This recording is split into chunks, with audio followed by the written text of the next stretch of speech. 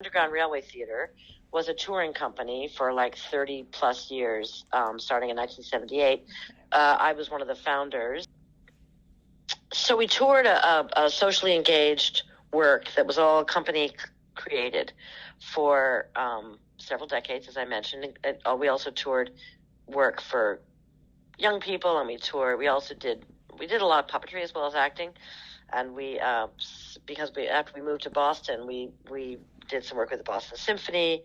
We did a lot of work in unusual space. We named ourselves the Underground Railway after the Underground Railroad. The idea being, we were going to be traveling, and also the much more important thing, is that the Underground Railroad was inspired by collaboration between people who weren't, supposed to understand each other, but what they had in common was a vision of kind of transcendent social justice. Life, as beautifully lived, would embrace social justice and equality, and everyone being able to pursue their own lives, and connectivity. I like to think about it sometimes more recently about related to Dr. King's idea of the beautiful community, the beloved community. And we did a lot of collaboration across disciplines. Like, we did several plays that dealt with science. We toured a couple of pieces about the environment, nuclear arms race. There were a lot of subjects that led us to thinking about science. So it wasn't a big stretch when we decided to build Central Square Theater along with the Nora Theater Company about 13 years ago.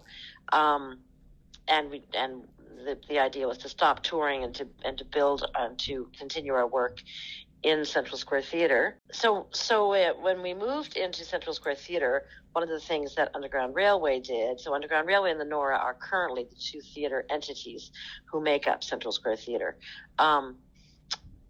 Underground Railway started this collaboration with MIT, which is called Catalyst Collaborative at MIT, and now it's a CS Central Square Theater wide initiative, and we all as a Central Square Theater does at least one, usually two or more plays that engage with science every year. So this is all background to let you know that right when we moved in 2007, we started this program when we did our first main stage shows at Central Square Theater that related with science, and the variety has been really broad. Some of the plays we made ourselves, and most of the plays we staged that they already existed. And our idea was to put audiences of scientists in conversation, to demystify science, and to make it more of because it really needs to be every part of our everyday lives, right?